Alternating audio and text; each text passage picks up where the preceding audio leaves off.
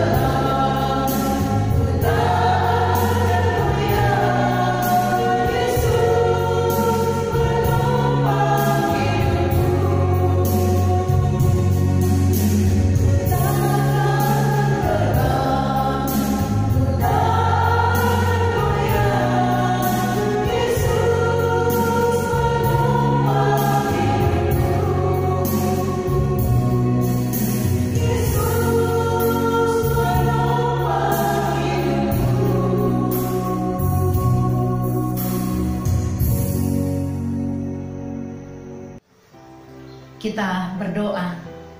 Firman-Mu hidup dan berkuasa. Kami tetap menanti-nantikan kebenaran Firman-Mu.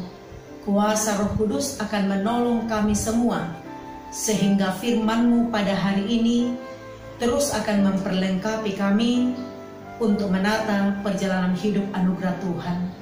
Di dalam keampunan Yesus Kristus Juru Selamat kami yang hidup, kami berdoa. Amin. Pembacaan firman Tuhan hari ini dari salah satu bagian pembacaan firman Tuhan hari ini dalam ibadah Minggu tanggal 15 November, yaitu dari Mazmur 123 ayat 1 sampai ayat yang keempat, dengan judul perikop berharap kepada anugerah Tuhan. Nyanyian Siara. Kepadamu aku melayangkan mataku, ya Engkau yang bersemayam di sorga. Lihat, seperti mata para hamba laki-laki memandang kepada tangan tuannya, seperti mata hamba perempuan memandang kepada tangan nyonyanya. Demikianlah mata kita memandang kepada Tuhan Allah kita, sampai Ia mengasihani kita. Kasihanilah kami ya Tuhan, kasihanilah kami, sebab kami sudah cukup kenyang dengan penghinaan. Jiwa kami sudah cukup kenyang dengan olok-olok orang-orang yang merasa aman, dengan penghinaan orang-orang yang sombong.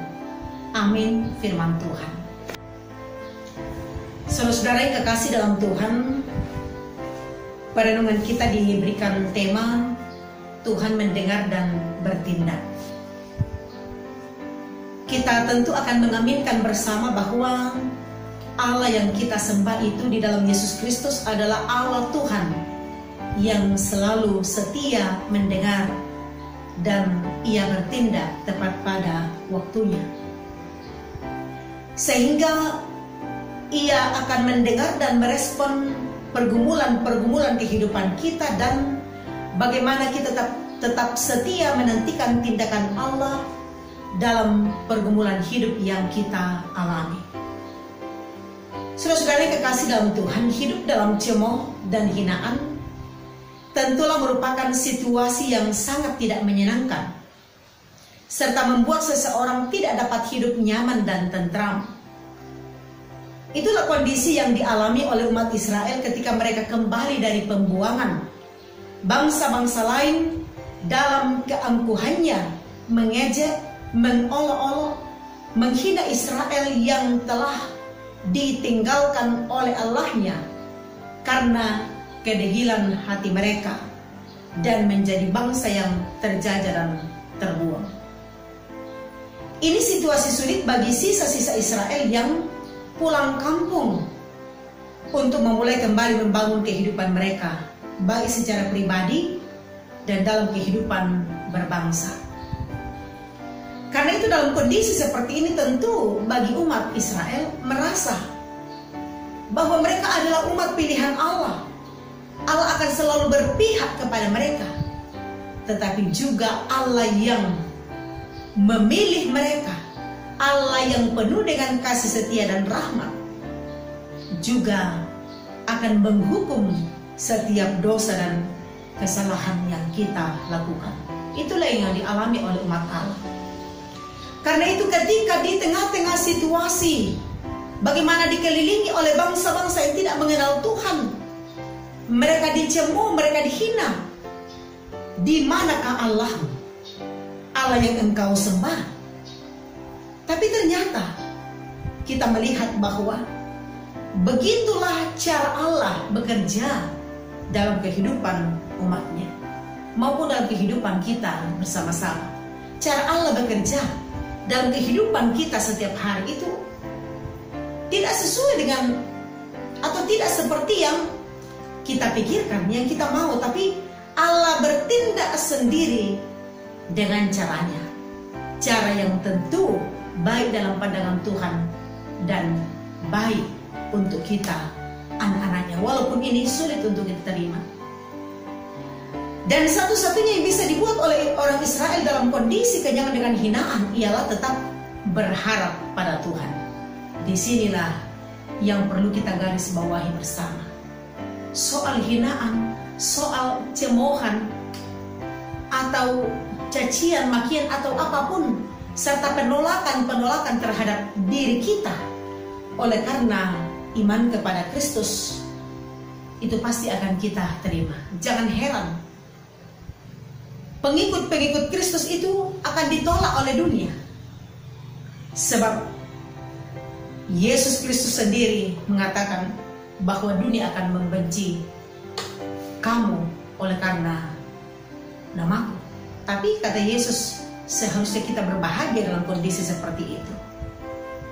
Dan yang terpenting di sini adalah bahwa dalam situasi seperti itu umat Allah sampai pada sebuah situasi yang tentu ini adalah merupakan jawaban dalam menghadapi persoalan mereka, bahwa bagaimana mereka tetap berharap pada Tuhan.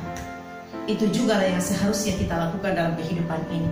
Apapun dan bagaimana kehidupan kita, kita tetap harus berharap pada Tuhan. Tidak ada harapan lain bagi kita selain di dalam Tuhan. Mata yang tertuju pada Allah dan hati yang sabar, serta tekun menantikan tindakan tangan Allah yang menghalau ketakutan mereka untuk bangkit dan menegakkan kehormatan mereka sebagai milik kepunyaan Tuhan di antara bangsa-bangsa yang tidak mengenalnya, yang tidak mengenal Tuhan. Sehingga gambaran bagaimana umat Allah berharap kepada anugerah Tuhan dengan penggambaran seperti ini. Di ayat 2, lihat, seperti mata para hamba laki-laki memandang kepada tangan tuannya, seperti mata hamba perempuan memandang kepada tangan nyonyanya, demikianlah mata kita memandang kepada Tuhan Allah kita sampai Ia mengasihani kita. Mengapa penggambaran seperti para hamba yang menaruh bahkan memandang kepada tangan tuan dan nyonya mereka? Artinya bahwa bagaimana mereka benar-benar ingin dikasihani, dan begitulah umat Allah. Begitulah umat Allah berharap. Mereka memandang kepada Tuhan Allah sampai Ia mengasihani kita. Jelas di sini sebuah pengharapan yang tidak pernah pupus, walaupun mereka itu sangat bergumul sebenarnya, tapi terus berharap sampai Ia mengasihani kita. Bapak Ibu yang kekasih dalam Tuhan, tak semua orang mampu terus bertahan dalam pengharapan pada Tuhan. Tidak semua orang mampu bertahan dalam pengharapan. Ya, gejolak dunia, masalah hidup di dunia ini, itu bisa saja menghentikan langkah seseorang untuk terus berharap kepada anugerah Tuhan. Mungkin merasa lelah, sampai kapan, dan seterusnya. Terus menerus dipenuhi dengan tanya, sampai kapan, dan seterusnya. Sehingga memang begitu banyak orang yang berhenti dari imannya, berhenti dari iman percaya kepada Kristus. Tapi bagaimanapun, bertahanlah, berjuanglah sampai akhir nafas kita. Apapun kondisi hidup yang kita hadapi, tetaplah berharap kepada Tuhan. Sebab tumpuan pengharapan kita hanyalah di dalam Dia. Tidak ada pengharapan apapun di dunia ini, hanya ada di dalam Tuhan. Dan itu dilakukan oleh umat Allah.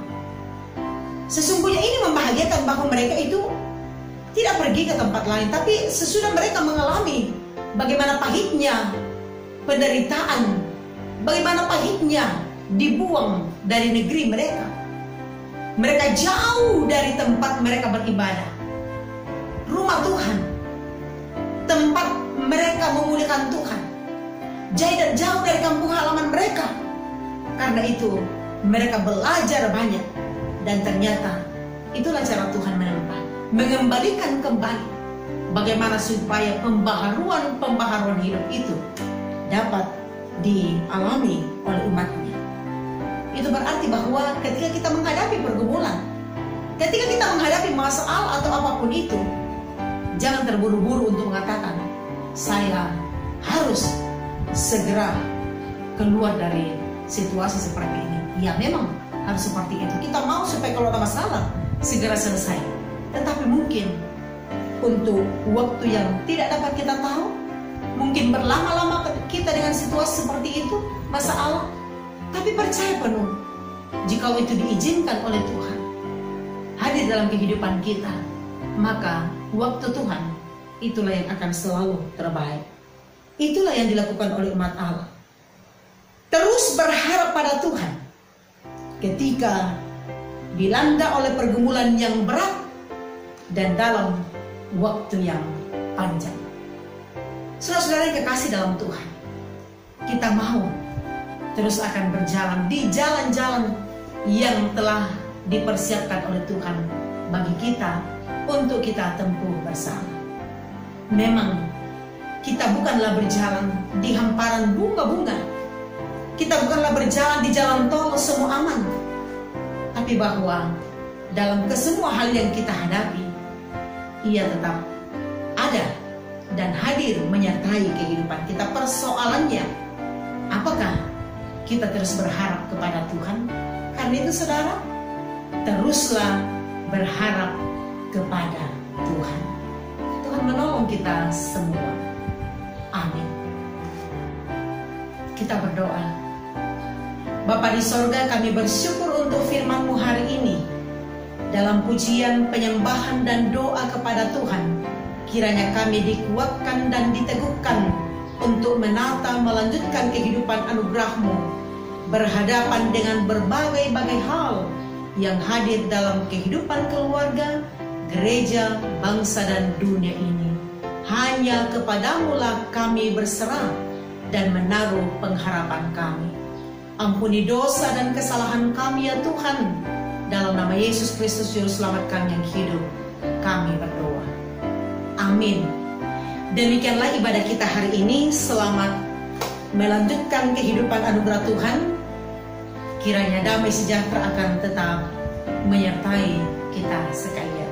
Shalom.